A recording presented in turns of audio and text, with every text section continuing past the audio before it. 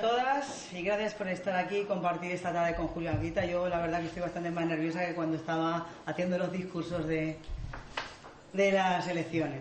Doy las gracias a todos y especialmente quiero dar las gracias a Julio. Presentarle para mí debía ser muy fácil, pero la verdad es que no es así. Pocas veces se sienta a tu lado una persona con la integridad tanto política como personal de Julio Anguita, y es algo que le permite analizar la realidad que vivimos con total independencia y sin rendir tributo a nadie. Hacer una breve reseña biográfica yo creo que es absolutamente innecesario para prácticamente todos los que estamos aquí, pero es algo obligado, así que voy a recordar, por supuesto, que Julio ha sido alcalde de Córdoba, ha sido secretario general del Partido Comunista de España, coordinador general de Izquierda Unida, parlamentario andaluz y portavoz en el Congreso de los Diputados, entre otras cosas. Pero especialmente lo que todos creo que destacamos y lo que todos conocemos de él es su coherencia y su honestidad política y personal. Para nosotros es un privilegio contar con su presencia, por lo que nos aporta de su visión de las cosas, de su visión del mundo, de la sociedad, y lo es, ante todo, porque lo que nos hace falta a la gente corriente es reflexionar para influir activamente en el día a día de nuestro entorno, de nuestro pueblo y de nuestra sociedad. Una sociedad a la que muchos de nosotros no nos gusta cómo funciona, no nos gusta cómo está organizada, porque no sirve ni a nuestras necesidades ni a nuestros intereses. Una sociedad que tenemos que transformar, y para ello es preciso un análisis valiente, hecho también con honradez intelectual y asumiendo, como no, nuestras propias responsabilidades, aunque no nos gusten. En la actualidad sufrimos políticas económicas y sociales con las que el gobierno del Partido Socialista ha encarado esta crisis. Las medidas adoptadas se han alineado claramente en defensa de los intereses de los que detentan el poder económico, una política de defensa del neoliberalismo que no es ni más ni menos que la versión actual del capitalismo. Y en esta defensa se ha optado porque sean los trabajadores los que paguen las consecuencias de algo que no han contribuido a crear, con medidas como recortes salariales, retroceso en conquistas sociales y limitación de la democracia. Hoy está aquí Julio para aportarnos una visión clara y crítica de esta realidad. En estas últimas semanas, cientos de ciudadanos han tomado las calles reclamando reformas democráticas y un sistema económico más justo. Construir una democracia más justa, una democracia más inclusiva, es tarea de todos y va a requerir un esfuerzo sostenido a largo plazo y una toma de conciencia por parte de todos. Yo espero hoy que Julio contribuya a aclararnos las ideas y que cada cual luego adopte el compromiso que considere necesario. Yo, desde luego, no voy a meter más rollo porque es completamente innecesario y creo que estamos aquí para escuchar a Julio y es sin duda a lo que venimos. Buenas noches. Esta tarde yo voy a exponer sobre un tema que necesitaría de muchas horas y de varias conferencias. Yo voy a intentar, eso que se ha puesto en el título, los secretos, los misterios o lo que no se dice, en el fondo es hacerles a ustedes y yo mismo reflexionar sobre cosas que todos los días vemos y lo que no pensamos en ellas. La primera cuestión al hablar de la crisis. Ustedes recordarán que cuando iban a la escuela le contaban el problema del pueblo de Israel cuando Moisés se va de Egipto y se lleva al pueblo de Israel por el desierto. Y entonces antes, como el faraón no quería, dice la Biblia, no quería que se fuesen los israelitas, mandó unas 7 plagas contra Faraón. Entonces, una plaga de las moscas, otra plaga de la sequía. ¿Se han dado ustedes cuenta que cuando habla televisión española o cualquier televisión o cualquier discurso político se dice es que ha venido la crisis? La crisis es lo mismo que una tormenta. Es igual que un terremoto. Algo que ha venido por ahí, que nos ha tocado y ante lo cual hay que tener resignación. Pocas veces un locutor ha comentado, un ministro ha reflexionado ante nosotros sobre ¿y la crisis en qué consiste? ¿Y por qué ha ocurrido la crisis? ¿Hay responsables de que esto ocurra? Nunca se dice. Se presenta la crisis como algo que es inevitable, como si mañana el volcán Etna comenzase a echar lava. Por tanto, mi primera reflexión ante ustedes es intentar explicar que la crisis tiene unos responsables, que tiene una base, cómo nos afecta, de tal manera que cuando digamos los discursos sepamos realmente qué es lo que está pasando. Y entro en materia haciendo una primera reflexión. Si ahora mismo estuviésemos aquí en una mesa redonda, los grandes empresarios y banqueros de España, y yo mismo, en nombre, diría, del gobierno o de las centrales sindicales o de los trabajadores, le dijera: señores grandes empresarios. Cuando yo hablo de empresario, siempre hay una cosa en la gente. El pequeño comerciante, el pequeño tendero, el que tiene una pequeña fabriquita se considera llamado. Estoy hablando de los empresarios, Está claro, para que me entiendan ustedes. Bien, es que a veces la pequeña y mediana empresa tiene unos aires de grandeza, como tiene la clase media, que se cree que es la clase superior. No, sepamos de qué estamos hablando. Pues imaginen que yo les digo: vamos a ver, señores grandes empresarios, banqueros, a partir de mañana ustedes ya pueden despedir libremente a todos sus trabajadores. Nada, a la calle. Sin más juicios, sin más compensación. A partir de mañana ustedes le podrán exigir a sus trabajadores que echen las horas extraordinarias que ustedes dispongan. Y a partir de mañana ustedes no pagan una gorda a la seguridad social. Pero tranquilos, que el mucho dinero que yo, gobierno, les doy en lo que se llama gasto fiscal, son bonificaciones, subvenciones, ayudas, se lo voy a triplicar. ¿Están ustedes satisfechos? Bueno, pues ahora díganme, por favor, ¿qué van ustedes a fabricar? ¿Qué fábricas van a poner? ¿Qué sectores de la producción van a desarrollar? Pues miren ustedes, dirían lo siguiente: no podemos contestar. ¿Por qué? Porque no se vende, no se ha generado la siguiente confianza, la gente no sabe dónde va a invertir. Es decir, llevamos años y años y años acabando con lo poquito que había sido el estado de bienestar en España. Se han ido reduciendo salarios, cada vez hay más contratos basura, cada vez se despide con mayor facilidad, pero cada vez resulta que vendemos menos. Entonces, ¿no es un contrasentido echarle la culpa a que los salarios son muy altos o a otras razones? ¿Cuál es la causa? Entonces vamos a buscar y nos acercamos a las estadísticas y nos encontramos un dato estremecedor. En España, tomando el sector del automóvil como media, solamente funciona un 70% del sector productivo. Es decir, las fábricas de automóviles españolas, que tienen muchos miles de trabajadores, producen al 70% de su capacidad productiva. Hay un 30% que ya no lo usan, porque no les sirve. Pero no les sirve porque no venden.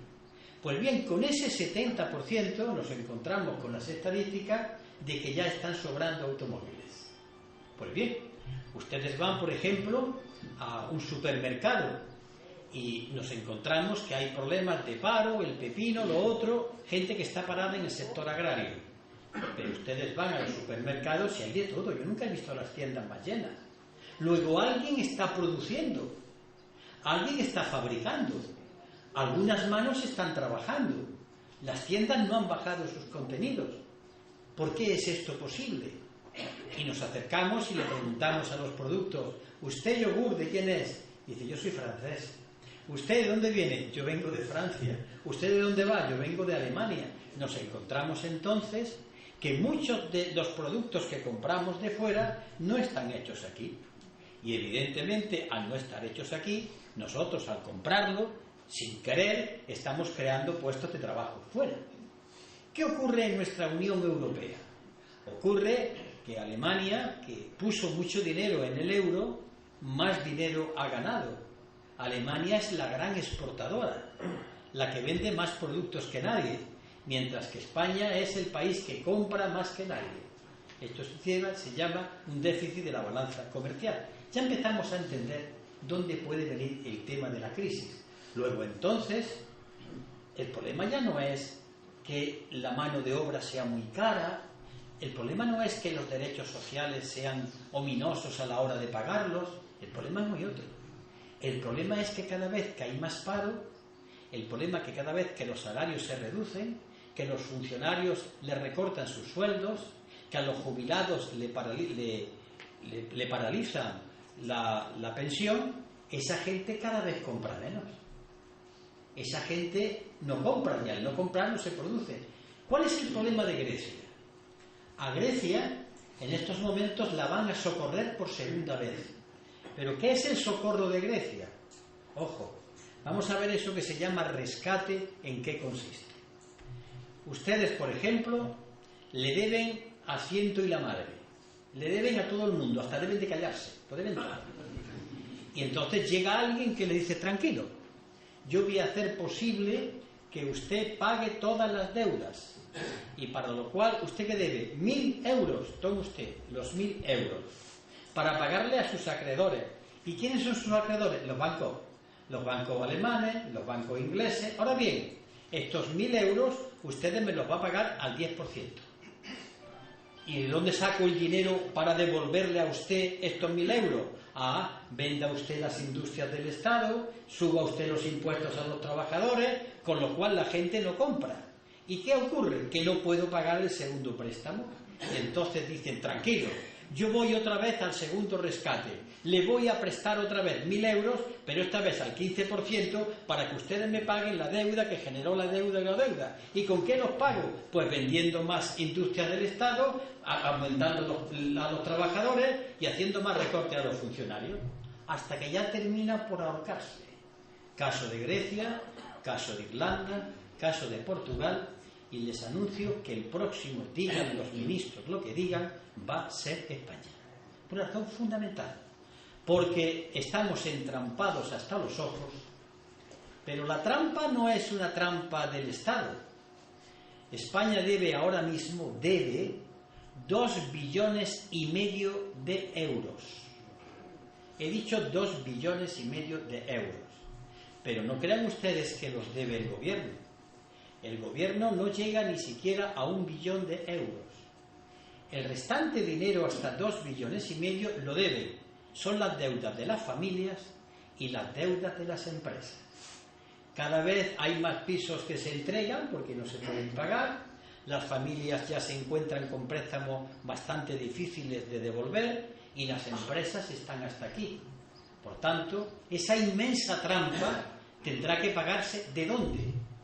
Y dicen los economistas, si conseguimos ser competitivos, si conseguimos vender nuestros productos al extranjero, pero resulta que para vender los productos al extranjero hay que competir con Francia, sobre todo con Alemania, y salvo en algunas cuestiones como pueden ser ferrocarriles o incluso construcción aeronáutica, en otras cuestiones los productos nuevos son de inferior calidad. ¿Cuándo vamos a devolver el dinero? Tarde, mal y nunca. Este es el porvenir que se nos viene en lo alto. Por tanto, la crisis es algo muy, muy gordo, tremendo. Porque además, cuando el gobierno español, igual que otros gobiernos, ha tomado las medidas de congelar las pensiones, bajarle a los funcionarios, no tocar los impuestos de la gente con dinero, subir el IVA y el IRPF y demás, cuando toma esa medida, lo hace porque él se encuentra entrampado. Tiene el presupuesto en números rojos. Pero ¿eso por qué es así? Vamos a trasladarlo a nuestra vida corriente. Ustedes, por ejemplo, ganan 500 euros, y con eso van viviendo. Pero ustedes, no sé cómo ni de qué manera, todos los meses se gastan 600. Luego ustedes tienen 100 euros de números rojos todos los meses. Y claro, ustedes tienen dos soluciones. La primera solución es ganar más. Pero ustedes no encuentran trabajo para ganar esos 100 euros. O la segunda solución es que ustedes gasten menos. Y dicen, pero si yo, ¿cómo voy a gastar menos? Si estoy este pan para este queso y este queso para este pan. Y entonces alguien de su familia tiene una brillante idea. Bueno, para pagar los 100 primeros euros que yo debo, voy a vender la cocina. Vende los aparatos de cocina mientras ya calienta un poquito de lo que sea y come. Un mes pagan. Al mes siguiente ustedes venden el dormitorio, al mes siguiente venden el comedor, y cuando a ustedes ya no le quede nada que vender, ustedes siguen debiendo 100 euros y ustedes ya no tienen que devolver. Esto está ocurriendo cuando los gobiernos venden las industrias del Estado para pagar el déficit. El déficit no se soluciona porque se siguen debiendo 100 euros. Se han quedado sin industria. Esto empezó con Felipe González, privatizando una banca española, privatizando las industrias españolas, y ahora con Rodríguez Zapatero, después de Aznar, vendiendo las loterías del Estado, vendiendo los aeropuertos nacionales y vendiéndolo todo para intentar que la trampa baje. Pero la trampa sigue estando hasta que acaben con todo. ¿Me van entendiendo? Otro camino es sacar dinero. ¿Y a quién le saco el dinero? Cuando un gobernante, un alcalde, se encuentra ante el problema del déficit, pues tiene delante de sí una serie de posibilidades que son las siguientes. Y dice, hay que subir los impuestos, ¿vale? ¿A quién? Primera cuestión importante, ¿a quién le subo los impuestos y qué impuestos subo? Vamos a ver, ¿le subo los impuestos a las grandes fortunas? Quieto ahí, ni hablar, vale. ¿Le subo los impuestos a una cuestión que se llama las sociedades de inversión de crédito variable, SICAV, que son unas sociedades que se crean para que las fortunas que tienen bastante dinero puedan invertir y cotizan a Hacienda un 1% en vez del 18%, que tiene castaña la cosa? No, esto es intocable, no se le puede. ¿Puedo invertir o intervenir desde aquí, que hay medidas para intervenir desde España en los paraísos fiscales? Cuando ustedes hacen la declaración de Hacienda, hay un sitio muy curioso, está puesto ahí, que ustedes tienen que rellenarlo, porque dicen, ustedes pueden invertir en paraísos fiscales, no utilizan la expresión, en donde está el dinero opaco. Bueno, ni tocar esto. Entonces, ¿a quién le tengo que tocar? ¿A quién le toco? A quien tiene el salario seguro, los funcionarios. Y como los funcionarios no trabajan, se dice, pues a los funcionarios les recorto el salario. Y cuando hablamos de funcionarios, todo el mundo piensa en el hombre del manguito, de la oficina, en la policía, en los bomberos, en los médicos, en los profesores. Cuidado con la palabra funcionarios. Pero hay una parte de la población que se frota las manos de manera miserable porque le gusta la igualdad hacia abajo. Y en vez de pedir que todos vivan igual que los funcionarios, y no que vivan, prefieren que los funcionarios vivan tan mal como ellos. Es la moral del esclavo. Es la moral miserable del que prefiere estar en el barro que no con el otro hacia arriba. Otro día será pues que las pensiones las vamos a paralizar, las vamos a congelar. En Portugal no solamente han congelado las pensiones, sino que determinado número de pensiones por encima de 1.500 euros, esas las van a gravar nuevamente. Este es el panorama. Panorama que se ve en Irlanda, panorama que se va en Grecia, en Portugal, en España, que se apunta en Francia, no digamos en Italia. ¿Por qué? Porque el problema es el mismo y las medidas son las mismas, en beneficio de una minoría. Vamos entendiendo ya de qué va. Todo esto tiene un lenguaje que a la gente le gusta porque dice verdades obvias. Hombre, hay que ahorrar. ¿Quién no está de acuerdo en ahorrar? Hay que ser austeros. Hay que ser austeros. Hay que esperar que los años malos, pues tenemos todos que portarnos bien, y quien no se tiene que portar bien. Pero nadie dice, oye, ¿y por qué no empezamos por el señor Botín? ¿Por qué no empezamos por el señor González del Banco de Bilbao Vizcaya? Por ejemplo, una pequeña anécdota para que ustedes sepan en dónde estamos, que no nos engañemos.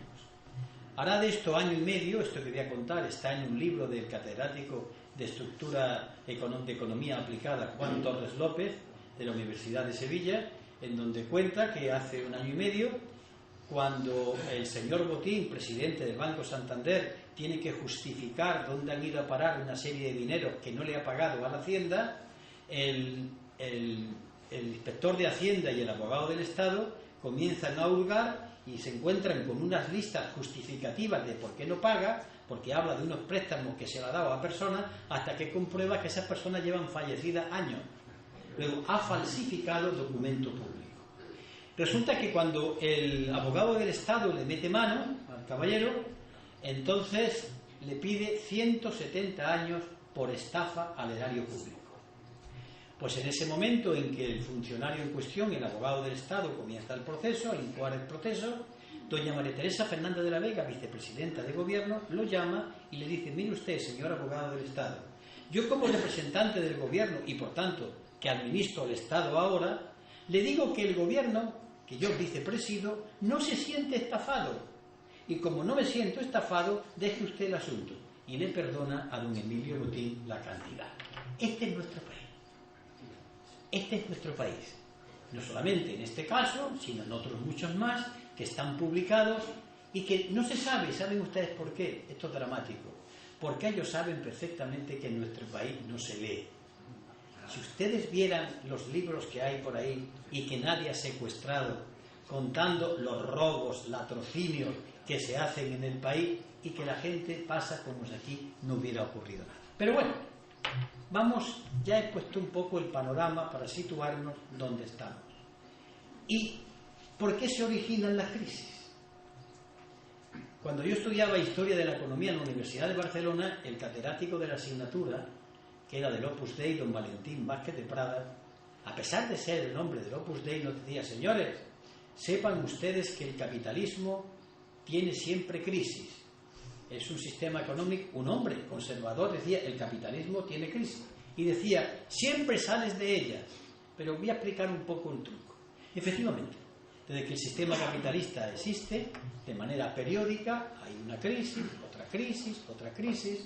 El inventor de todo esto, el que puso en marcha los ciclos que se llaman de la economía, era un economista llamado Schumpeter, el cual, por cierto, era un hombre conservador, pero en los últimos días de su vida escribió una pequeña obrita en donde dice: fíjense en esto, el capitalismo va a morir de éxito.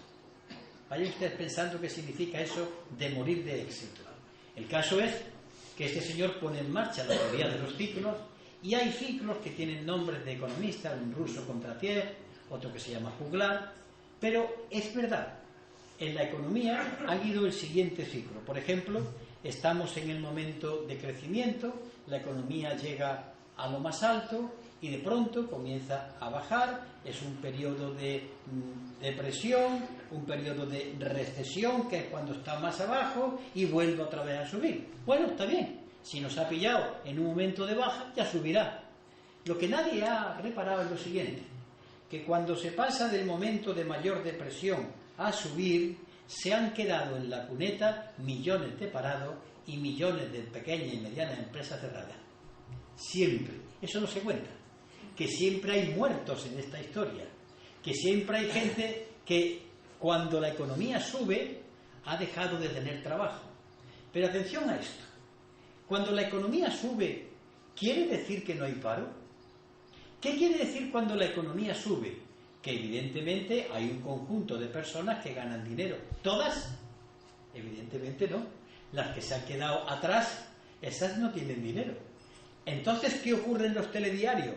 Que cuando nos dicen que la economía va a crecer las ganancias de determinadas personas. Pero de ahí no se infiere que creen puestos de trabajo. Sin embargo, eso se lo venden a la gente y la gente se lo cree. Y hay que crecer para crear puestos de trabajo. Muy bien. ¿Por qué no se han ido creciendo los puestos de trabajo en los años de este crecimiento del ladrillo y un largo etcétera? ¿Y qué puestos de trabajo eran los que se estaban creando? ¿Qué clase de infraestructura? Pues bien, las crisis. Vamos a hablar rápidamente de las más importantes. En el año 1929, tiene una crisis tremenda. Yo no he visto tanta gente que se mata. La banca se hunde, es el crack de Nueva York, y hay una crisis tremenda. Hay un economista llamado Keynes que se acerca a la administración americana y él le propone una solución que es muy fácil. Venía a decir lo siguiente: señores empresarios y gobierno, señores empresarios, déjenle ustedes al gobierno la gran economía y ustedes se dedican a la pequeña economía. ¿Qué quería decir esto? El gobierno a partir de ahora va a subir los impuestos a la gente con dinero. Sepan ustedes que Keynes llegó a poner los impuestos de la clase pudiente de Estados Unidos al 95% de sus ingresos. No les gustó, pero Keynes le dio una explicación. ¿Ustedes quieren morir o quieren pasar por el mal trago para que puedan ustedes existir? Es igual que al enfermo. El enfermo dice: ¿quieres curarte? Vale, pero cuidado, tienes que tomar la dieta. Cuidado, tienes que tener una vida rigurosa. Tienes que ceder para poder vivir. Y el capital americano, a regañadientes, aceptó. Con este dinero que el gobierno cogió, puso en marcha obras infraestructuras, ferrocarriles, puentes, pantanos. ¿Y qué hizo eso? Que la gente ganase dinero. Y la gente, al ganar dinero, ¿qué hizo? Automáticamente comprar cosas. Y al comprar cosas, la economía fue funcionando. ¿Cuál es el invento de Keynes? Pues es muy fácil. A partir de entonces comienza a aparecer en Europa lo que se llamó el estado de bienestar, que consiste en que la gente tiene un servicio sanitario, el nuestro como el nuestro, tiene una escuela gratuita como la nuestra, tiene un transporte público, y esto duró y funcionó. Mal que bien, son los años dorados de los años 45, 50, 55, 60, cuando los españoles se van a Alemania, cómo crece la industria alemana, cómo se desarrolla la economía. Pero aparece de pronto un fenómeno extraño. Comienza la economía a deprimirse a partir de los años 70, en la crisis del petróleo, y entonces no hay ningún Keynes. ¿Quiénes están en el escenario internacional? Una tal señora Thatcher y un tal Ronald Reagan. Y en vez de hacer la política que Keynes, que era un economista conservador de derecha, pero con sentido común, en vez de hacer una política de ese tipo, hace toda la contraria. Le sube los impuestos a los pobres, le traslada las rentas a los que tienen más dinero, le liberaliza los capitales, y a partir de ahí se reducen las condiciones de vida de los trabajadores. Rompe las huelgas y los sindicatos en Gran Bretaña, la señora Thatcher, y comienza un periodo de ir para atrás, para atrás, para atrás. Pero cuando termina el periodo, se dan cuenta, y aquí tengo los datos, después puedo explicarlo si me preguntan en concreto eso, que hay más paro, que la economía ha crecido, pero no tanto como se esperaban, y que el problema parece que no se resuelve. Ante esa situación, se pone en marcha otro proceso. Es el proceso que ustedes han oído la palabra, la globalización. La globalización, todo el mundo cree, y lleva razón, que consiste en que la economía ya ha ido por todo el planeta Tierra, que los pepinos de España se llevan a Alemania o van a Rusia o van a China, y que los tomates igual, y que los automóviles, es decir, el mundo se ha hecho más pequeño. Pero ese mundo que se ha hecho más pequeño, la globalización mete en esta dinámica a los países capitalistas, a los países precapitalistas que todavía no han ido creciendo, y a los países no capitalistas, China. A todos los mete en el mismo sistema y los ponen a producir. Y los pone a producir de tal manera que espera que al producir, podemos tener gente que pueda comprar. Pero observan que estallan una serie de crisis que no le encuentran solución. Hasta que alguien repara, pero un momento, nos estamos encontrando que los productos que vienen de China o que vienen de India son más baratos que estos. Y la culpa se le suele echar a los chinos, que pueden tenerla. Los chinos lo que están haciendo es vender más barato que el sistema capitalista, que es la idea del sistema capitalista que han llevado allí. Pero lo que nadie cuenta es que en China están las empresas americanas y las empresas españolas. Por ejemplo, Roca, la que hace los sanitarios, tiene empresas en China. Y vienen de China, porque se fabrican allí, pero las empresas son españolas. Es decir, nos encontramos un fenómeno curioso. Hasta hace entonces poco tiempo, los países productores de la industria eran los países de la OCDE. Era Occidente, Estados Unidos, Canadá y unos cuantos países sueltos. Pero ahora no. Nos encontramos a la India, a Brasil, a Rusia, por supuesto a China, a Indonesia. ¿Y qué ocurre? Que se produce, pero no hay quien compre. Y cada vez hay que menos compre porque se encuentra que hay más paro, que hay más recesión. ¿Y a dónde vendo? En este momento ocurre algo tremendo. El capital, que hasta ahora había invertido, ¿qué dinero había invertido el capital? Pues el propio, pero invierte otro dinero. Les contaré un dato que es tremendo. Los fondos de pensiones, que eso ya los pone la gente, cuando dice, haga usted un fondo de pensiones para cobrar la jubilación, de los trabajadores británicos y norteamericanos en el año 90 era de 3 trillones de dólares. Digo bien, 3 trillones de dólares. Es decir, el capital coge el dinero de la gente, aparte del suyo, para invertirlo. Pero de pronto se encuentra que ya no hay fábrica, que no funciona. ¿Dónde invierto yo para ganar dinero? Porque entonces la nueva expresión es ganar dinero, no importa cómo. Ustedes nos han visto, ¿no recuerdan cómo en la época de los pisos la gente compraba pisos, vendía pisos, lo volvía a revender? Todos caemos en eso. Bueno, algunos no, porque no tenemos. Pero es que la gente también forma parte del sistema capitalista sin darse cuenta. Ha caído en lo propio. ¿Qué ocurre? Que cuando no pueden invertir, pues vamos a invertir en una nueva fábrica. La fábrica de crear dinero haciendo más dinero con dinero. Es la especulación, las burbujas que estallan. Al fondo de todo no hay nada, sino dinero que crea dinero, ese dinero crea dinero, pero lo que se ha fabricado, que es la auténtica riqueza, continúa estando estancada. Y así van las fortunas de un lado a otro, enriqueciendo momentáneamente países, hasta que se pincha la burbuja y un día se encuentran en Estados Unidos que los bancos han engañado a la gente. Y claro, los bancos han engañado a la gente y el gobierno americano, antes de que la banca quiebre, pone dinero allí para sacarla a flote. En Europa no va a pasar a eso, hasta que se encuentran que los bancos europeos también se han metido en el negocio y los gobiernos europeos ponen dinero para que su banca no quiebre. Y en España, decía el presidente del gobierno, que en España esto no era posible, que el sistema bancario era más seguro. Pues bien, ¿saben ustedes lo que ha pasado en Cajasur? Lo que ha pasado con las cajas, simplemente que las cajas le prestaron al ladrillo y llegó un momento que el índice de morosidad, los del ladrillo no le podían pagar a las cajas y las cajas se quedaron enganchadas. El índice de morosidad de Cajasur, con todos los que dirigían entonces Cajasur y determinados contratistas de entonces, llegó a un 8% de morosidad. Se encuentran que no pueden cobrar. ¿Por qué? Porque la gente no puede pagar. ¿Qué es lo que pasa ahora mismo? Que se encuentran con impagados porque ha habido un momento en que la gente compró a crédito. Pedía uno 1.000 euros y le decía a la banca, no, toma 1.200 para que te compre otro, para que funcionase la rueda. Todo se ha venido abajo. ¿Qué ocurre entonces? ¿Cuál es el próximo paso? ¿Cuál es la próxima salida? Ser conscientes de que un sistema de vida y de economía está dando la boqueada. Ahora bien, esto no quiere decir que mañana se hunda y los que son de mi cuerda ideológica piensen que va a salir de pronto el comunismo, el socialismo, la anarquía, y muchísimo menos.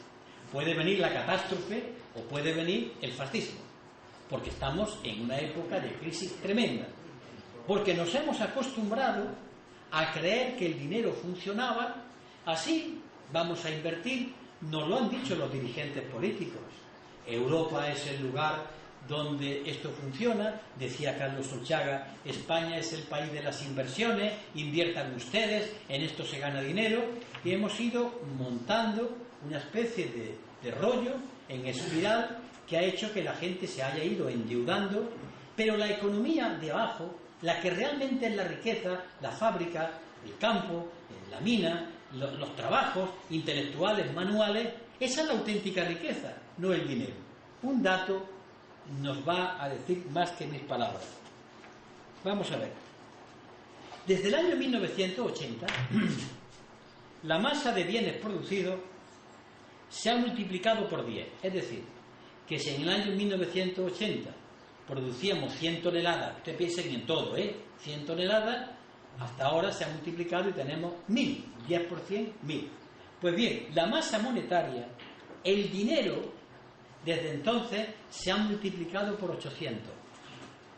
Es decir, el dinero ha subido más que los productos que se fabricaban. Aquí tengo la señal de en qué economía estamos. Hay más masa monetaria, más billetes en circulación, más crédito que lo que realmente producimos. ¿Qué crédito? ¿Qué dinero? Hay que hablar un poquito del dinero bancario para que sepan ustedes dónde están los orígenes de esto.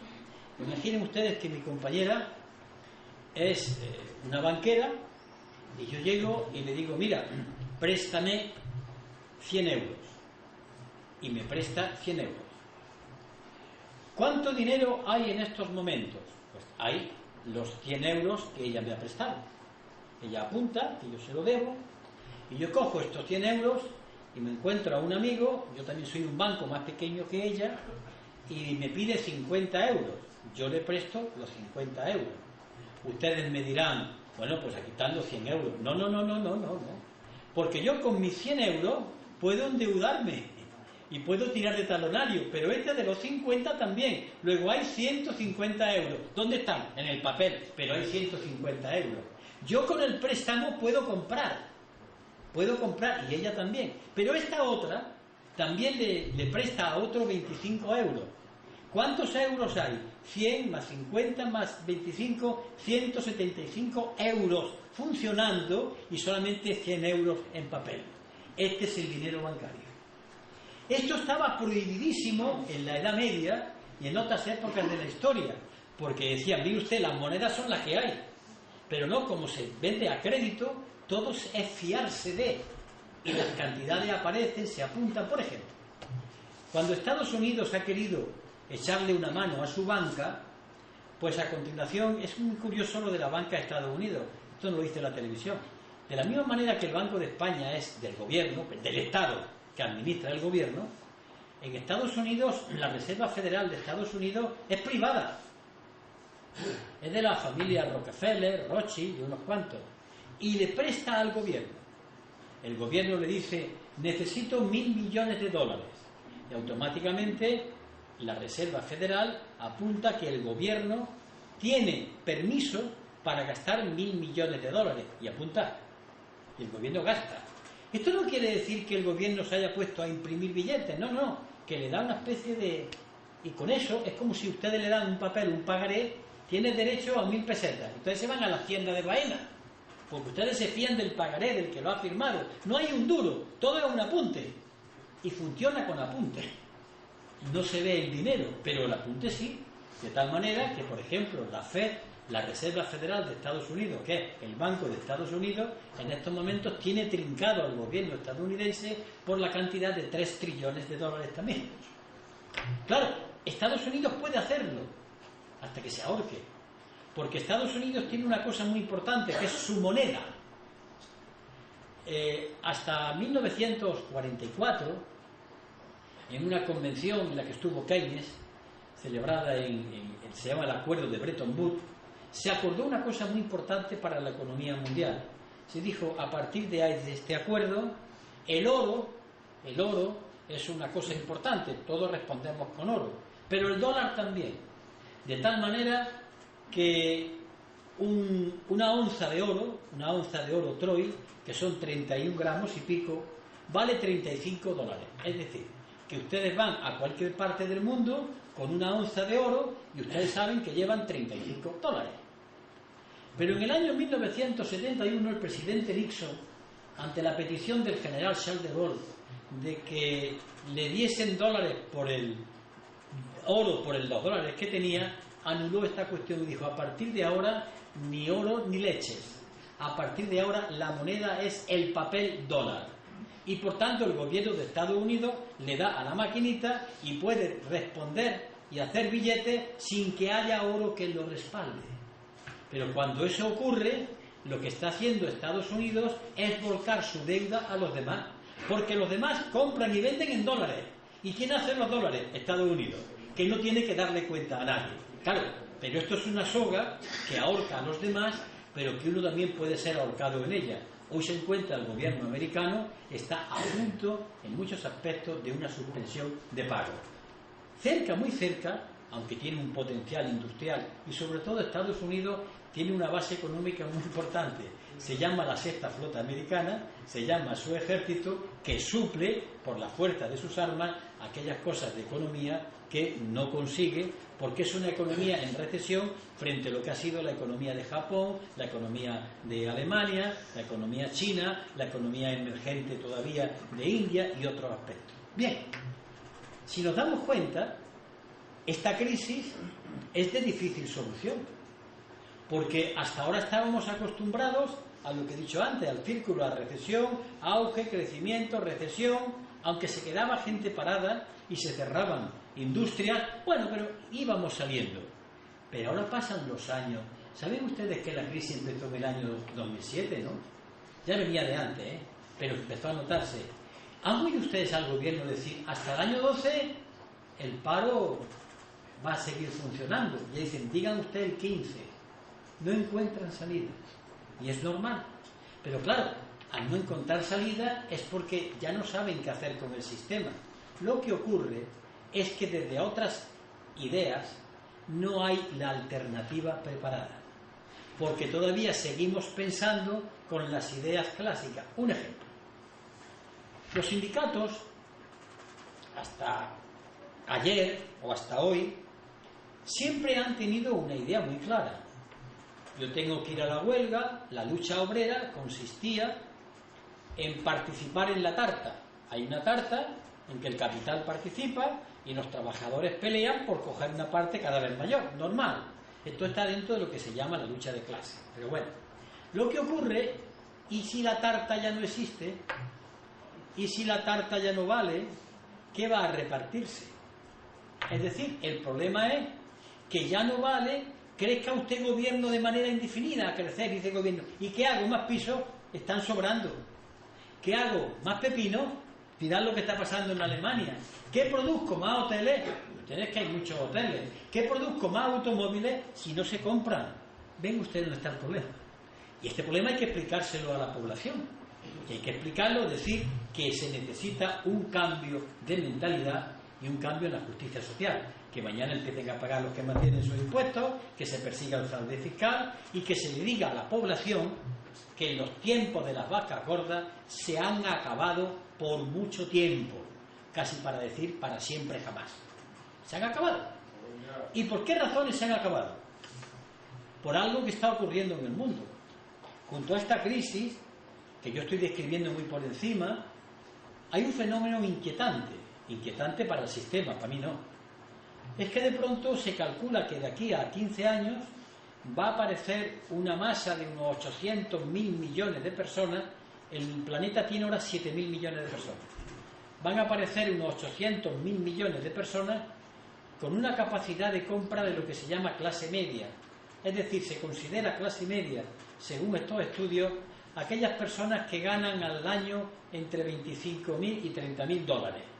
La persona que gana al año eso se considera clase media, que ya en determinados países tiene un nivel de compra, pueden comprar muchas cosas. ¿Saben ustedes lo que son 8.000 millones de personas que quieren consumir, que quieren comprar, que quieren vivir como en Occidente y que reclaman?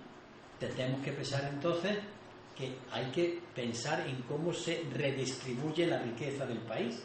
¿Ustedes se imaginan si los chinos dicen que quieren tener 2 coches como muchas casas en España, no sé cuántos televisores, y quién le dice que no tienen derecho?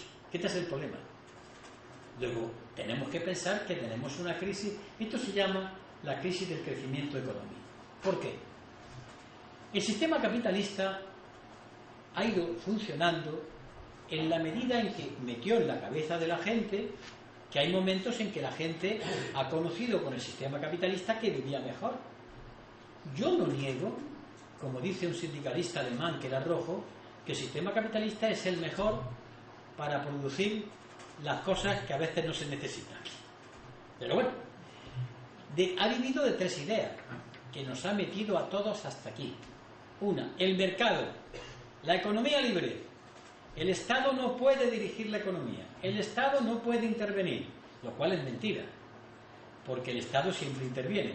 Es el que hace las leyes, la reforma de los mercados laborales, el que dicta normas de impuestos, siempre interviene. Pero ellos quieren que intervenga y que no se note, que nos dejen. Pero bueno, esto le llaman mercado. El mercado es una ficción.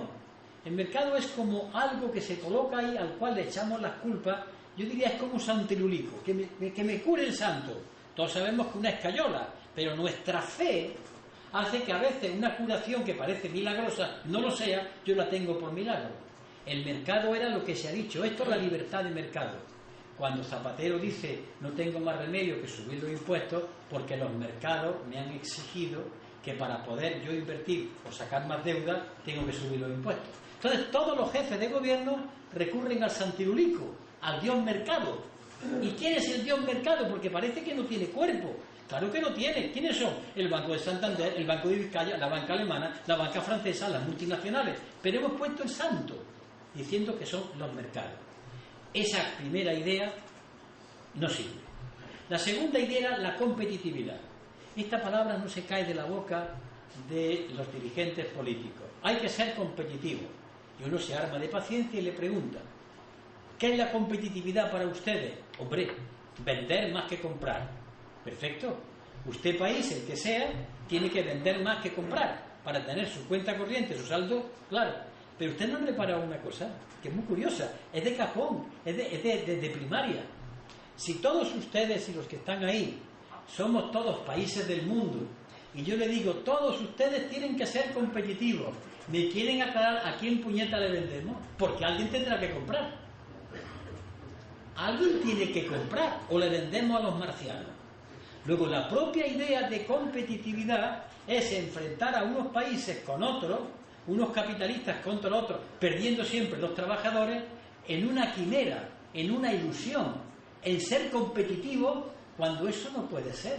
Un país tiene que comprar, otro tiene que vender un producto, el otro, el caso de Alemania, que le exige a todo el mundo que sea competitiva, pero eso no puede ser.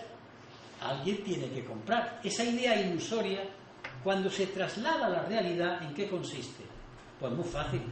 Si yo quiero vender, tengo que vender mis productos o bien porque sean mejores, y para que mis productos sean mejores se necesitan años de estudio, de técnica, de preparación, de organización del trabajo, de relaciones laborales, de marketing, de todo lo que ustedes quieran. Y si yo no puedo, porque en ese terreno no he afinado mucho, no tengo más remedio que vender porque mi mano de obra es más barata. Lo que ocurre es que la mano de obra barata puede valer para recoger una cosecha, pero en determinadas industrias hace falta una mano de obra cualificada, gente que sepa, porque les entregan unas máquinas muy complejas, pero se necesita un tiempo para preparar a esos trabajadores. Eso es un problema. El otro, que aparte de eso, si lo que van a producir los trabajadores va a tener mercado. ¿Por qué me hablan tanto de competitividad? Pero siguen con esa idea y la gente se lo cree. Yo he llegado a escuchar a un dirigente reputado de izquierdas decir delante mía que había que hacer empresas competitivas. Ese hombre estaba hablando de enfrentar un país con otro, una empresa contra otra, y que los trabajadores de esas empresas, como los perros se pelean por una carne que le echan, empezasen a pelearse por ser más competitivos. Verbigracia. Cuando algún ministro dice que hay que quejarse porque el presidente Chávez o cualquier otro de esa línea ha cogido y le ha subido los impuestos a las empresas españolas y que trata mal a la empresa española, sale el estúpido patriotismo que Chávez trata mal a las empresas españolas. Señores, a mí me la traen al payo las empresas españolas. Y si mañana hay que subirle los impuestos a Chávez, que se los multiplique por 4. Pero nos consideramos enseguida que como son españolas, tienen derecho a explotar a los venezolanos. Y hay que decir, oye usted, yo para eso no soy español. Yo prefiero estar con los de mi clase y no con las banderas. Pero esto es un cambio. Y el tercer concepto, el del crecimiento sostenido. Este es el delirio. Hay que crecer, hay que crecer, hay que crecer, hay que crecer. ¿Hasta cuándo? ¿Por qué no se fabrican más pisos? Sigamos, porque no se venden. ¿Por qué no se fabrican más coches? Porque no se compran. Luego, la idea de crecimiento tiene un límite. Pero aparte de eso, no solamente el límite que pone la naturaleza. Yo no puedo soportar más carbono en la atmósfera, ni más agua contaminada, ni más procesos fabriles. No puedo. Alguna vez tendré que parar. Pero es que la vida occidental es consumir, consumir. Porque usted párese porque no se puede. El planeta está limitado. Pero siguen hablando de crecimiento sostenido. Ahora bien, ¿cómo? A mí siempre me ha interesado mucho, he sido alcalde y he tenido que recibir muchas visitas que venían a solucionar el problema del paro en Córdoba. Papá, es usted. Y siempre era lo mismo. Queremos licencia para poder construir. ¿Dónde? Pues a mí me han llegado a ofrecer construir nada menos que en el convento de capuchinos, que tiene una huerta deliciosa en el medio de Córdoba, o como aquel que pretendía construir en el Parque del Retiro de Madrid. Claro, ¿cuál es la idea que prenden las poblaciones?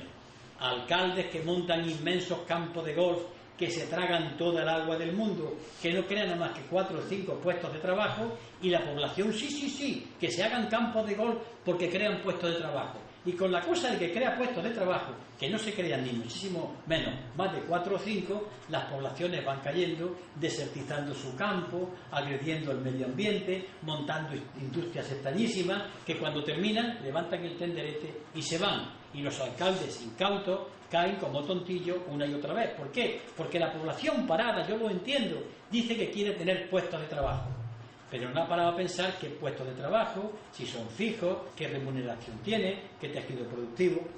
Por tanto, el mercado, la competitividad y el crecimiento sostenido son tres conceptos que no pueden sostenerse. ¿Y por qué? Estoy afrontando el final.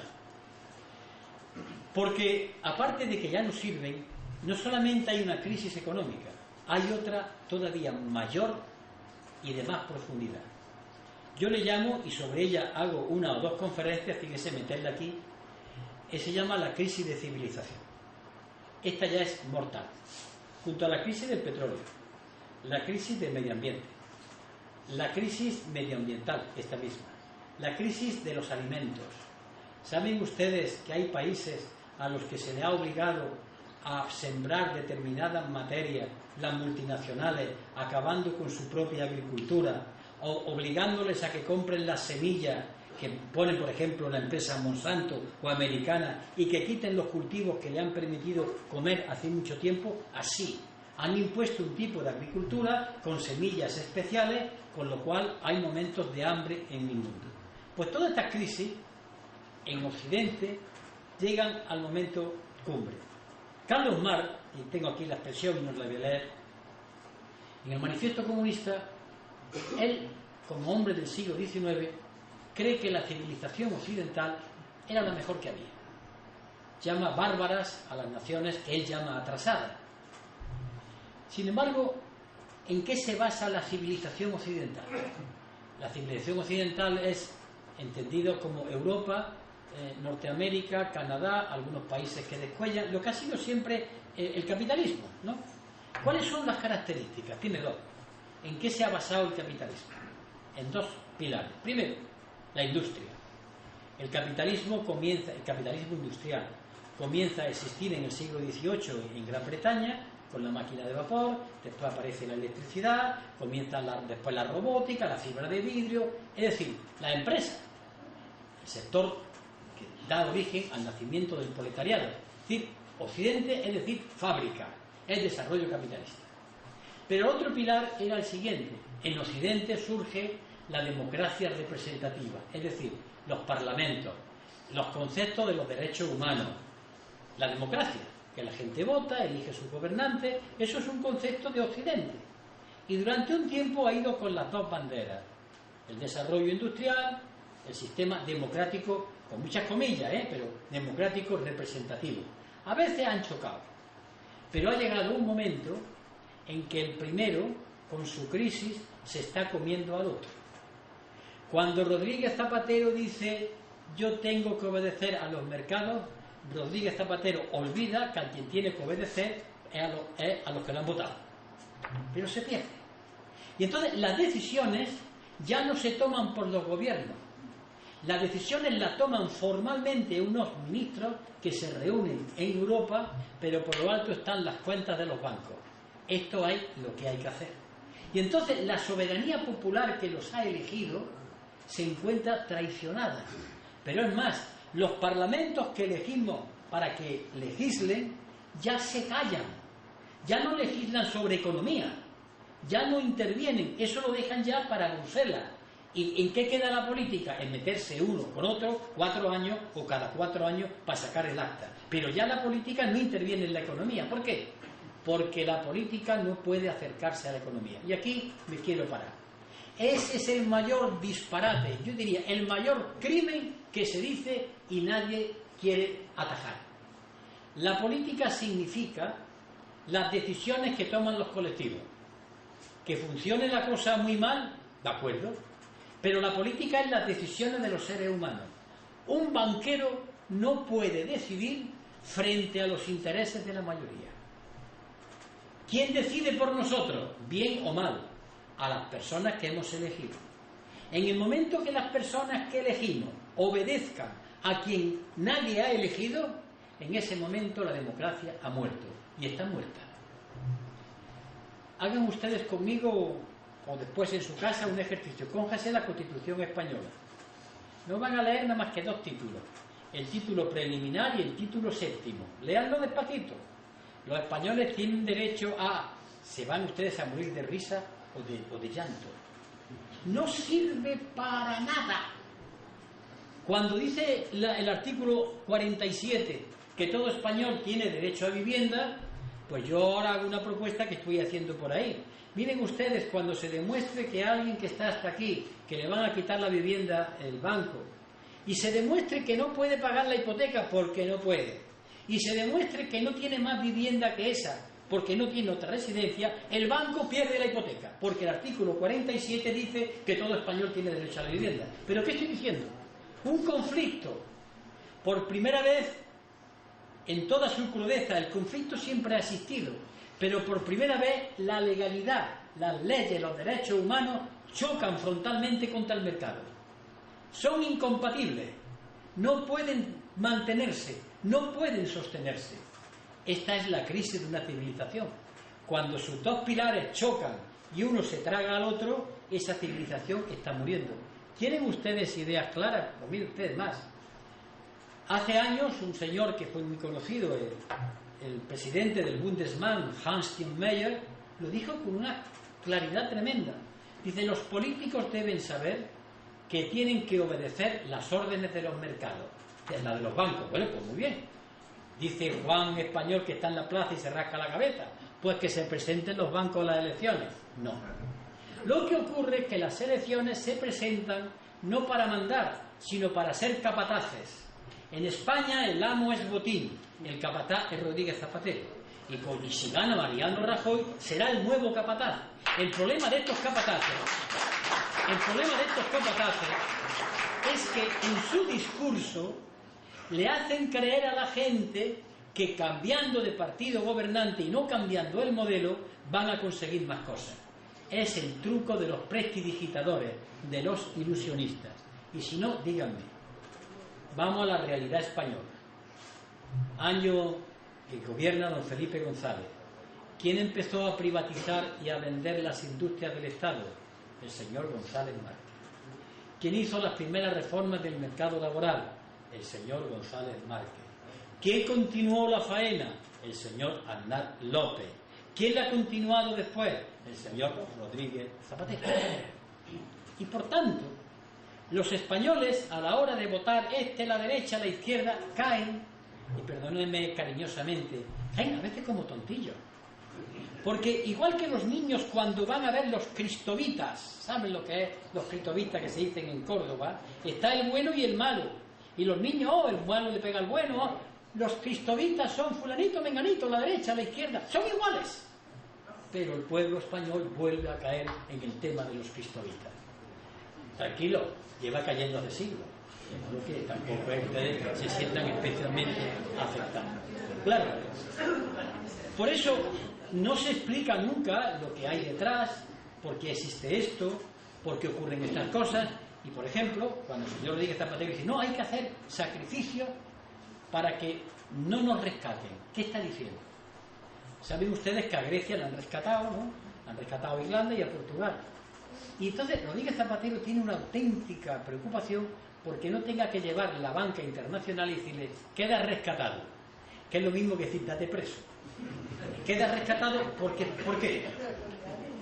Porque es una pérdida de prestigio internacional. Pero el rescate no es ni más ni menos que pagarle a Zapatero las deudas que tiene en nombre del Estado con otro préstamo que le da. Sigue debiendo esa cantidad y más. Ha cambiado de de acreedores, pero sigue debiendo la misma cantidad. Pero claro, ¿qué hace? Para evitar el mal trago de que llegue el rescate, yo cuento siempre la misma historia. Yo era un niño en la época en que a las madres nuestras nos daba siempre por purgarnos. Y me daban aceite de ricino. Y era tan malo, y sobre todo era tan malo cuando mi padre le cogía la nariz para tomármelo, porque eso es repugnante, que yo, porque no me cogiera la nariz, yo me la cogía pero tragaba. Pues bien, Zapatero intenta con las medidas evitar lo que es inevitable, pero de hecho ya nos estamos rescatando. Es el autorrescate.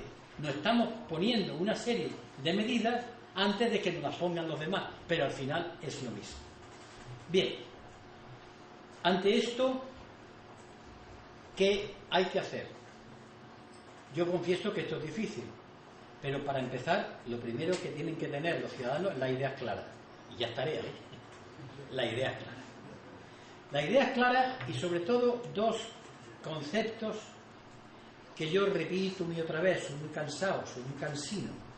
Es la vieja técnica del maestro escuela repitiendo lo mismo, pero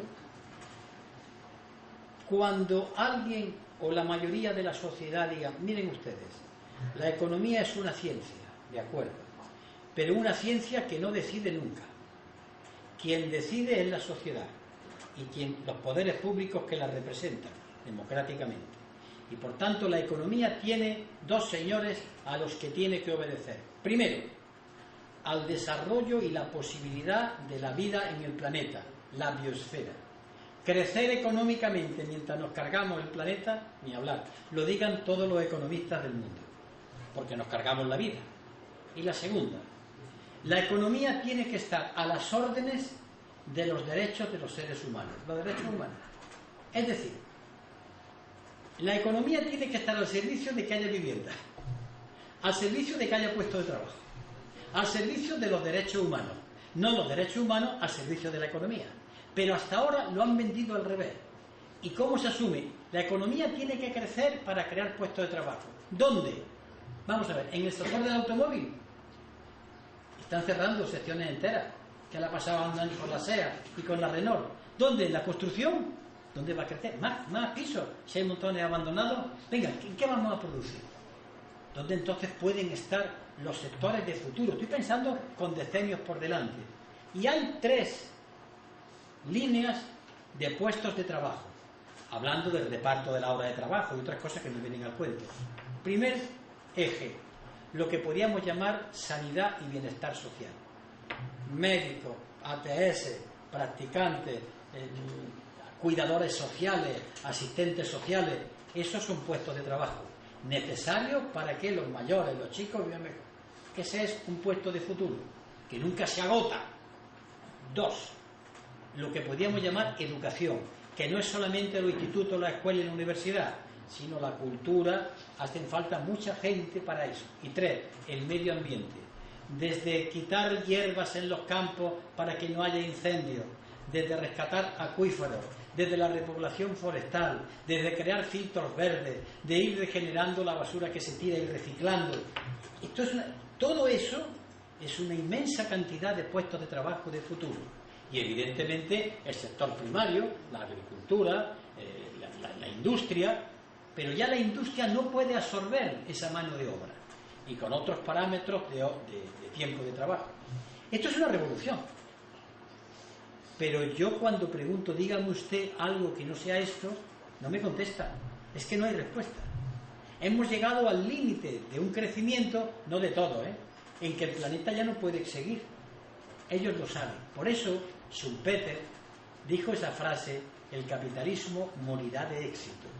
Ha llegado a todas las partes y ya no puede, a no ser que vaya a la Luna, que vaya a Marte, a crear más desigualdades. Por tanto, el problema es gordo, el problema es grave. Y solamente nosotros, aparte de estas ideas que yo estoy dando, solamente para poder pararlo, tenemos que recuperar la posibilidad de pensar por nuestra cuenta. Miren ustedes, esos que yo llamo cariñosamente chalados, que están en las plazas de España, que a lo mejor pueden crear problemas a la gente, son de una educación tremenda, de un respeto tremendo, esos ya han empezado a hacer sonar la campanilla, por una razón. Forman parte de las generaciones que no tienen porvenir. Díganme ustedes cuál es el porvenir de sus hijos, porque yo tengo uno parado y otra que no sé qué será cuando termine de estudiar. ¿Y ustedes? ¿Dónde está la salida de los puestos de trabajo? Venga, ¿dónde está? ¿Qué ocurre? Que hay un porcentaje hoy de chavales jóvenes que viven con el padre. Como hay muchos barrios de Córdoba y de Sevilla y de Madrid en donde la familia vive de la modesta pensión del abuelito, que están viviendo del jubilado mucha gente, pero esa esperanza de vivir hasta que se mueran, los que van manteniendo, ¿qué hay después? ¿Qué pensión van a percibir si encima se tienen que jubilar a los 67 años tras haber cotizado 38? ¿Pero dónde está el trabajo que le permita cotizar 38 años? Pero todo esto que es elemental, que es sencillo, que no hace falta estudiar no se enfrentan a ello. Mañana ya creceremos, ya vendremos. Bueno, o esto se para, y se para haciendo que la gente piense y que reconsidere cuáles son las formas de vida, y que llegue un momento que se tire a la calle. No para pegar voces ni apedrear a nadie. Tirarse a la calle le llamo yo ocuparla, pero con un proyecto, convenciendo, luchando ideas, serenamente, tranquilamente, como el agua que riega, suave, no como el torrente. Y estas son las lecciones, las experiencias de una crisis que no tiene solución. En todo caso, puede pasajeramente. Ayer, antes de ayer, 2 comentaristas económicos decían: el paro va a bajar un poco este año, pero crecerá muchísimo el 12. La pregunta. ¿Por qué? Porque los que estudian los análisis, las fabricaciones, las demandas de compra, están viendo las tablas económicas. ¿Cuándo está la salida? Nadie da una fecha. No le pregunten a Rodríguez Zapatero, no lo sabe, yo tampoco. No le pregunten a Mariano Rajoy, no le pregunten a Obama, no lo sabe, ni a la Merkel, ni a Sarkozy, no lo saben.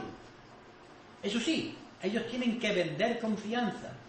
Es como lo que yo cuento muchas veces, la pianista del Salón del Oeste, que para que no se oigan los disparos tocaba el piano mientras se estaban matando los pistoleros. Lo mismo, hacen lo que la pianista en el oeste americano, porque los tiros realmente existen. Bueno, y ahora que he terminado, vamos a abrir, si se va a abrir. Bien, ahora os ruego varias cosas.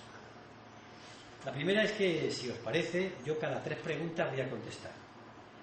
Pero yo ruego que las preguntas sean concretas. Permitidme que haga una broma. El conferenciante soy yo, no me deis conferencia.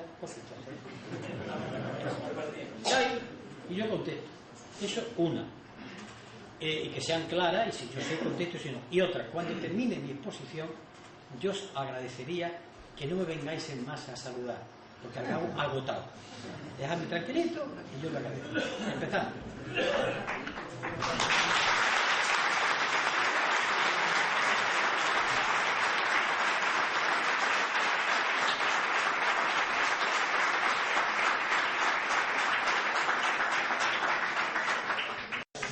Impulsar a las pymes. Indudablemente eso suena bien. Suena muy bien lo de las pymes. Pero vamos a entrar en materia. ¿Qué necesitan las pymes? Menos impuestos, ¿no? Sí, ¿no? Menos impuestos, mayor crédito, y sobre todo las pymes necesitarán que haya un gobierno, unos poderes públicos que les digan: estas son las líneas por donde vosotros podéis exportar. ¿Es cierto? No sé si alguna cosa más. Pues empecemos primero. Crédito. Que las pymes no sueñen. No van a tener crédito. Porque para que haya crédito hace falta que la banca sea nacionalizada. No vaya usted a pedir un préstamo al Banco Santander. Entre otras razones, porque no se lo va a dar. Porque no confía el Banco de Santander, ni cualquier banco, en que se regenere la economía. Por tanto, primera cuestión, la tiene usted clara. Sin embargo, ese banco que a usted no le presta dinero, sí que ha hecho una cosa. Ese banco, el Banco Central Europeo, le ha prestado dinero a ese banco al 1%. Y ese banco, en vez de coger el dinero del 1% y prestárselo a usted al 3%, ha comprado deuda pública del Estado español que ha invertido para darle dinero a ellos, con lo cual han pirateado. Tenían que estar en la cárcel, pero ahí están. O sea, es que usted ni las pymes, ya está bien de la que no hay solución con este sistema, no la tiene. Segunda cuestión. Usted plantea que se le den unas líneas de producción, eso es lo que yo quiero saber. Yo he empezado con mi ejemplo. ¿Saben ustedes, pymes, no sé si es usted, las pymes en general, cuál es el horizonte que tienen en la producción? Vamos a ver, carpintería, fabricación de cosas domésticas, ¿dónde están? Porque eso es lo que es una pyme. Y también sé el dato, que están en el 95% de los puestos de trabajo, lo sé. Pero quiero decir yo, ¿a ustedes quién les dice? ¿Hay alguien que les diga, tenéis garantizada la salida? Eso, no la tienen, claro. ¿Qué le dicen a usted?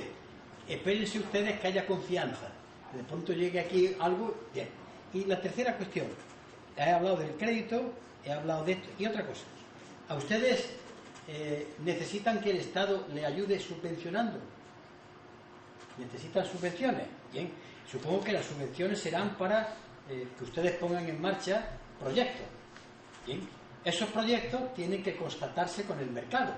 Y el mercado está de una competencia tremenda, ¿verdad? Bueno, pues, ustedes mismos.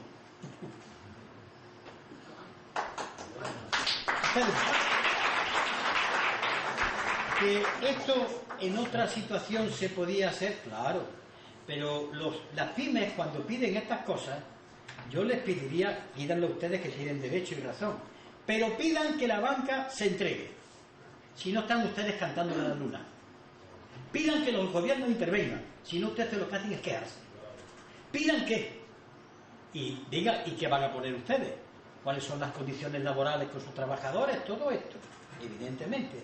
Hablen ustedes de esto que se llama ahora la productividad. La productividad, que es, como usted sabe, la capacidad de producir por unidad de tiempo más productos, no depende solamente de que el trabajador trabaje más, de las relaciones laborales, de la maquinaria, de las cuestiones técnicas, muy bien. De la calidad laboral. Efectivamente, justamente, eso lo sabe mejor que yo. Bueno, pues yo estoy dispuesto, si yo fuese gobierno, vamos a discutir. Pero usted me tenía que pedir, oiga usted, coja usted a la banca y diga que me preste. Y vamos a ver ahora dónde están los mercados.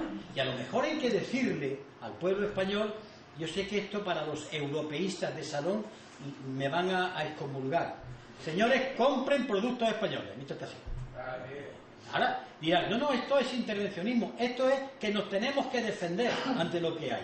Y entonces yo le pido a las pymes que si firman eso, vamos para adelante y las relaciones laborales con su gente. Ahora bien, ¿de dónde saca el dinero? Dos cosas. Vamos a hablar de el salario de una persona. Le voy a contestar a usted, pero tengo que sentar las bases. Toda persona, todo trabajador que trabaja, porque hay algunos que no trabajan porque están en paro, recibe 3 salarios. Lo que pasa es que se cree que recibe solo uno. El del sobre, eso se llama salario directo. Después hay otro salario que recibe y que no lo tiene como tal, el indirecto. Es el instituto de sus niños, el hospital, las medicinas, la cultura, el centro cívico del ayuntamiento, yo qué sé. Todo aquello que le sirve para que su vida sea mejor. Pero recibe otro salario, además, son 3. El salario diferido, la pensión. ¿Cuál es el sueño imposible? Que un trabajador cobre una magnífica paga, tremenda, que además tenga una enseñanza de calidad buenísima, una salud extraordinaria, una cultura extraordinaria, que no pague impuestos. Esto es imposible. Entonces vamos al grano. ¿Por qué no pensamos que el salario directo puede en su momento ser menos cuando usted le garantice la perfección, los libros, la educación, la asistencia? Claro, ese es el debate que tengo que decir que las centrales sindicales le da horror a entrar en él. Y lo he dicho porque cuando pusimos en marcha una iniciativa legislativa popular para repartir el tiempo de trabajo, yo no puedo decirle a un empresario, tiene usted 7 trabajadores, ponga usted 20 más. Y dice, ¿cómo? Claro, lleva razón. Entonces hay que hablar también con el empresario de esta situación de lo que es el salario.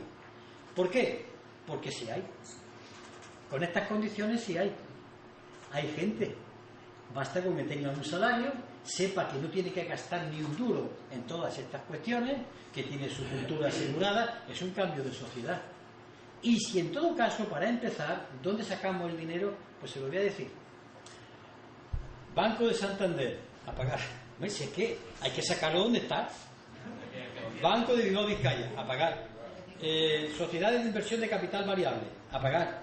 Fraude fiscal, a pagar. Paraísos fiscales, a pagar.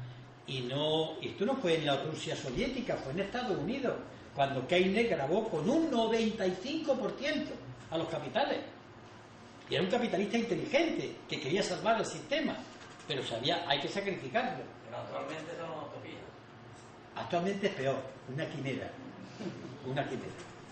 Y lo otro, bueno, pues estoy de acuerdo con la intervención del compañero de Peo. Me ha preguntado el compañero que si la solución a esto estaría, y me ha dado una expresión, socialismo real. Nunca unas palabras son solución salvo que voy a hacer una serie de razonamientos. El problema, se llaman países del socialismo real a los antiguos países del sistema soviético, de la órbita de Oriente, ¿vale? Países que se autodefinieron como del socialismo real. Es una aclaración para los demás. Imaginemos que esa es la solución, pero el problema es cómo llegamos ahí, porque claro, es como cuando algunos compañeros míos dicen la solución la tiene el comunismo, y la gente, vale, macho, muy bien, bueno, ¿y qué? ¿Cómo llegamos? Es que ese es el problema. Entonces, las grandes ideas no son formulaciones como bendiciones que basta con decirlas para que resuelvan los problemas. Tenemos entre nosotros muchas veces maneras de pensar propias de la religión. Comunismo, ya está, la palabra mágica, como la palabra de Dios. No, son expresiones. ¿Cuál es el problema, por ejemplo, que tuvo Cuba después del 31 de diciembre de 1958? O la Unión Soviética después del triunfo de la revolución. Las revoluciones nos encantan porque siempre nosotros las vemos en el cuadro de la inmortalidad. Triunfan los rojos, triunfan las revoluciones.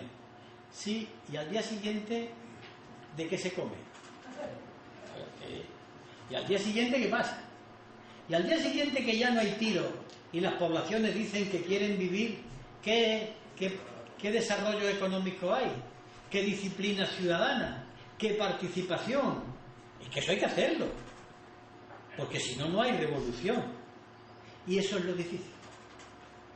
Por eso, cuando yo he dicho antes una idea, que ante lo que está pasando decimos el socialismo real, vamos a empezar a construirlo ya. Que nadie sueñe que se hunde el capitalismo y sale como la Venus de Donatello, sale la sociedad nueva. No. ¿Por qué no empezamos a construirlo? ¿Cómo? La siguiente manera. ¿Por qué no empezamos a construir cooperativas? Vamos a intentar. Cooperativas de nuevo cuño. ¿Por qué no empezamos desde cooperativas de vivienda, cooperativas de consumo? ¿Por qué no empezamos a vivir de otra manera? Dentro del sistema vamos a ir creciendo el otro para que lo vaya desalojando. Pero decir, cuando venga el socialismo, y no me refiero a usted en este caso, cuando llegue el comunismo, pero mientras vivir como capitalista, es un poco extraño. Claro, esto implica la concienciación. Esto implica, y voy a ser muy claro, por ejemplo, cuando le plantean a mucha gente, hágase usted un fondo de pensiones, os voy a hacer una advertencia de los fondos de pensiones. En muchos casos es el timo de la estampita. A los profesores de California se han quedado sin fondo de pensiones. Y en Holanda, porque es que le piden a usted que invierta para tener otra paga o una jubilación. La condición es que ustedes paguen todos los meses si tienen empleo fijo. Bueno, pero sin embargo, ¿por qué no luchan ustedes para que yo cuando me jubile ustedes tengan una pensión para vivir? ¿No? Eso es crear la nueva sociedad. No, es que esto no me lo tiene, es que me lo tienes tú que hacer. Y tengo que estar luchando para crear esos espacios. Claro, y yo sé que esto es duro. Si no, el socialismo real es una invocación que se hace, que puede llenar nuestra emotividad, pero que no sirve para nada. El que haya estudiado un poco lo de la Revolución Soviética se da cuenta las contradicciones, los problemas que al día siguiente tuvo que vivir la Unión Soviética para empezar a desarrollar una economía que estaba atrasada, porque eso de la revolución, lo más hermoso para mí es eso. Porque llegar al gobierno casi es fácil. El problema es cómo se administra después al día siguiente. Por eso cuando yo nunca, y lo digo porque como hay aquí camaradas míos que me han oído y que se han metido conmigo en algunos sitios, yo soy comunista. Pero yo nunca hablo de comunismo. Nunca. Porque hablo de lo que la gente le atrae. ¿Es verdad que todo el mundo tiene derecho a un puesto de trabajo? Pues vale. Ya te dirás tú descubriendo lo que es eso. Lucha por lo inmediato. No le obliguemos a que la gente piense como nosotros, que no hace falta. Que es la respuesta que le di a un funcionario del Ayuntamiento de Córdoba, un alto funcionario, cuando llegó a dimitir a mi despacho de alcalde, pobre mío, que yo no sabía nada, estaba ahí sentado. Señor alcalde, vengo a dimitir porque yo soy católico, apostólico y romano y yo no soy comunista. Le dije, mire usted, para comunista yo estoy yo ya bastante. Vaya a trabajar. Es decir, pero a nosotros nos pierde la idea sacral de llevar el estandarte.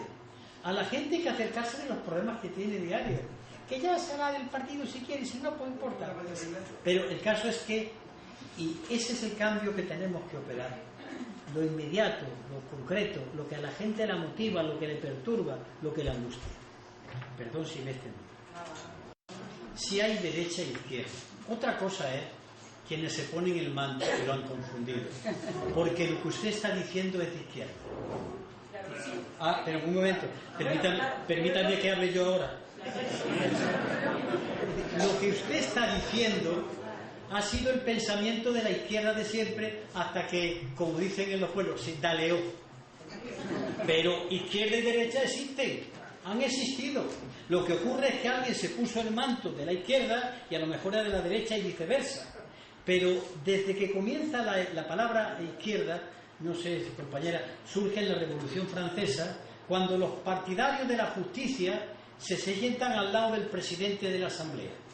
Y a partir de aquí, aquellos hombres que defendían los planteamientos de la igualdad dieron la izquierda, y a partir de aquí se quedó el nombre de izquierda. Pero son palabras que a veces se utilizan mal. Pero siempre hay quien quiere luchar por los demás y hay quien no está dispuesto a dar. Esos son izquierda y derecha. Lo que ocurre es que a veces con el abrigo de la izquierda nos encontramos a la derecha y viceversa. Pero el concepto, la que haya gente que luche por los demás y gente que luche solo por él, eso ha existido siempre. Nosotros le llamamos derecha e izquierda, consecuentemente. Pero siempre han existido, de verdad, siempre.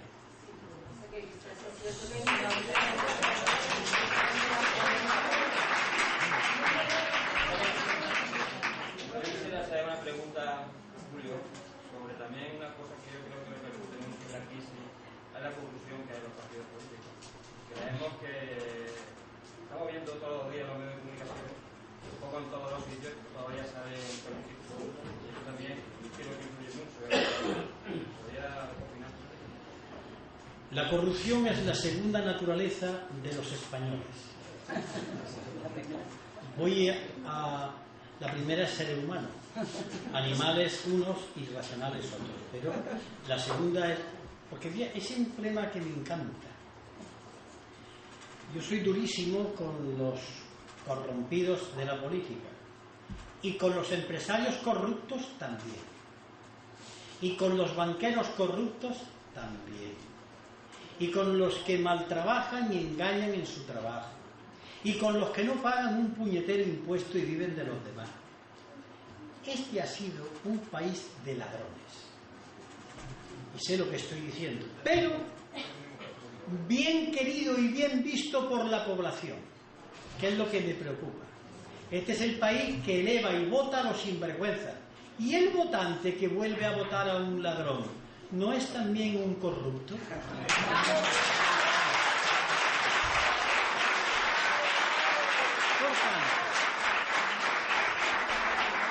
¿Cuál es el problema del político por el que yo soy muy duro con los políticos corruptos? Porque el político es de su pueblo, de su sociedad, no son de otra raza aparte. Tienen los fallos que tiene su pueblo. Un pueblo, usted lo oye en las tabernas, hace bien en robar, ya haría lo mismo. Ese es tan ladrón como el otro, lo que pasa es que peor, no puede. Pero bueno, un momento.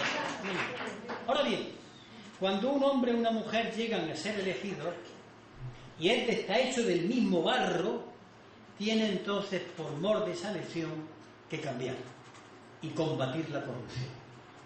Esa es la responsabilidad. Vamos, yo he llegado a escribir artículos que en caso de un político corrupto, para mí el ser político debía ser un agravante. Pero en una situación que al primer comerciante, al primer banquero, lo trincan y vayan al tren a robar. ¿Cómo es posible que Botín y la señora vicepresidenta Teresa de la Vega, lo que he contado, estén en la cárcel? ¿Cómo es posible que los Albertos, los maridos de las Popovi, estén en la cárcel después de haber sido condenados? ¿Cómo es posible que tanto sinvergüenza esté por ahí? ¿Y cómo es posible que la gente lo vote? ¿Qué ha pasado en el país valenciano? Entonces, ¿qué quiero decir? Que luchar contra la corrupción es algo tan importante que hay que quitar a los políticos corruptos y a los que los sobornan y a los valores que hacen posible la corrupción. El fullero en el trabajo es un corrupto pequeñito Y la corrupción grande se mantiene, como dice el pasaje bíblico, ya mucho de la Biblia, no soy creyente, pero cuando dice que estaba el rico opulón comiendo manjares y el pobre Lázaro allí cogía las miguitas. Pues hay corruptos pequeñitos que sostienen la corrupción grande. Son como los perros que defienden al amo. Y yo en eso de la corrupción es que me parece que es que hay que ir a muerte. Pero eso sí, no colocando solamente al corrupto político, que también a los demás. Vayamos a que los que entregan los sobres se salgan de rositas. Vayamos a que los que se benefician de ciertas cosas, y no quiero poner ejemplos municipales en esta provincia, pues sean elegidos. Y diga la gente, qué bien ha robado, qué bien lo ha hecho. ¿Usted se recuerda a Gil, el fenómeno Gil en Marbella? ¿Ustedes recuerdan otros casos que han pasado en España, cómo la gente después ha ido a votar? Bueno, pues eso es corrupción. Así que duro con los políticos corruptos, pero ojo, que nos quedemos solo con los políticos corruptos, porque entonces hemos hecho la operación a media. Toda corrupción, a la trena.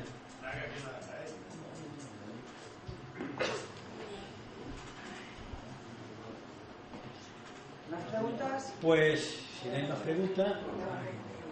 Sí. Una reflexión sobre los chavales que están acampados. ¿Los qué? Por la gente que está acampada en Madrid y todas las capitales de España. Una pequeña reflexión tuya. No, yo he escrito una cosa que ha salido en internet, un artículo que me lo han tergiversado. Voy a denunciar públicamente a una señora que escribe, llamada Rosa Montero, que en todo caso falsifica las cosas. El artículo se llama Son los nuestros, pero yo no digo no porque me pertenezca, sino porque yo soy de ellos. Pues esta señora de conocida tradición pro-PSOE y anticomunista visceral, y que dice que sabe juntar letras, pues al tergiversarme, yo digo que son los míos, porque yo estoy de acuerdo con sus planteamientos, aunque tengo que decir que sus formas de organizarse tienen que aprender mucho, pero son gente joven que de pronto ha dicho lo que mucha gente mayor no ha dicho, y lo han dicho claro, y que tienen un tramo largo por recorrer, y que hay que trabajar con ellos, respetando su independencia, ayudando, explicando cosas que a lo mejor no saben, recibiendo también de ellos lecciones que... Yo tengo una entrevista dentro de poco y yo he visto una cosa muy curiosa, los que están pidiendo, y ahora me dirijo a los compañeros y compañeras de Izquierda Unida. Muchas de las peticiones que los chicos estos, y mayores que hay, que están haciendo en las plazas, el otro día se lo enseñé a mi mujer el documento y se quedó de piedra. En el año 1998 le ofrezco yo, en nombre de Izquierda Unida, a Joaquín Almunia y a Borrell, le ofrezco un acuerdo en torno a 11 puntos que se desglosaban en puntos. Todos estaban ahí ya, en el año 98. Tengo el documento. ¿Qué ha ocurrido? Pues voy a ser crítico con nosotros mismos. Aquello se aprobó, llegaron a la sede de Izquierda Unida y los guardaron en la estantería, donde están perfectamente cuidando polvo. O sea, que esto que estos chicos han descubierto no es para ponernos las medallas. Quiero decir que son ideas tan claras, tan cercanas, que son evidentes. Cuando ellos dicen que hay que acabar con la impunidad parlamentaria, no con la inmunidad, ya se escribió, que hay que cambiar con la ley electoral, que cuando hay que decir que hay un código ético del cargo público, si ya se escribió. Y le digo a mis compañeros de Izquierda Unida que si me lo recordáis, yo os puedo mandar ese documento, si no lo tenéis, aquí creo que no lo tenéis, es la intervención parlamentaria, que no la hice yo, que yo lo hacía en nombre del grupo, y se le ofrece, y está ahí. Vienen todas, y cuando lo leáis, dice, ¿pero esto qué es? Y es del año 98. A veces Izquierda Unida olvidó eso. Son papeles, cosas de Julio. Digo, no, cosas del grupo parlamentario. Pero bueno, yo lo mando. Julio, un año más tarde diste un discurso, una conferencia en el año 99 en Cáceres, sí, al desaparecido ya Saramago, y apuntaba el tema sobre el tema antisistema. Ya ahí en ese discurso ya decía el tema de no me callo porque no me da la gana.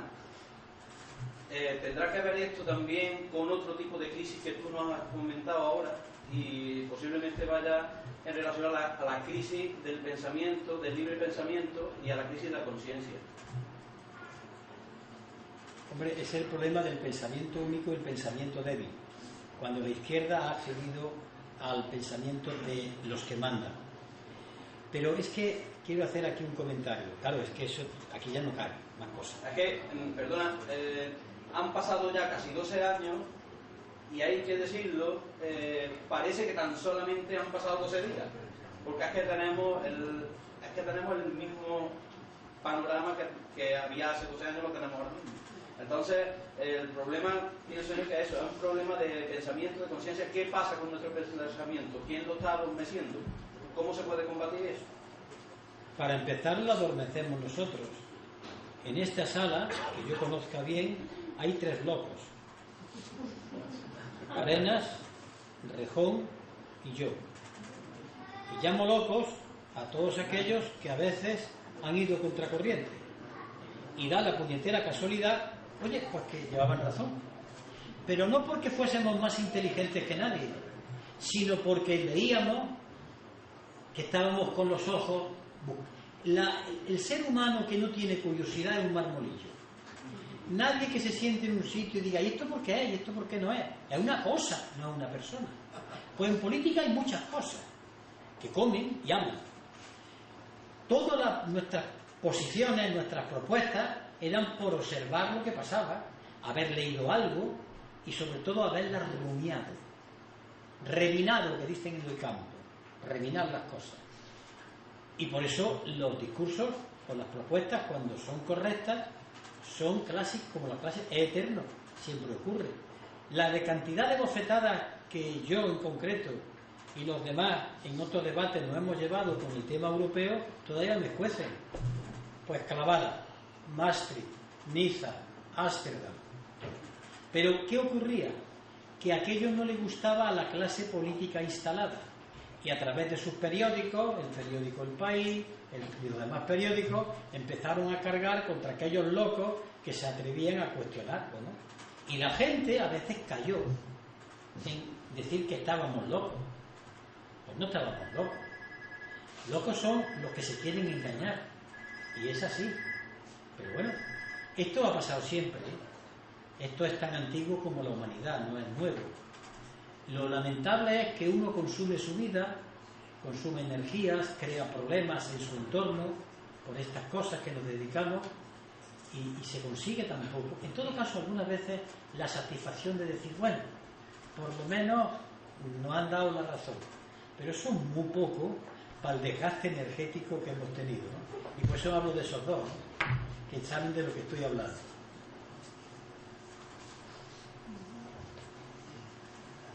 Y hay otro loco. Acá hay que estar allí, Julián Montes. No digo que los demás de izquierda no lo seáis. Estoy hablando de mis locos más conocidos. De los que estaban. Acá hay que estar aquí otro más. Y Aristóteles también.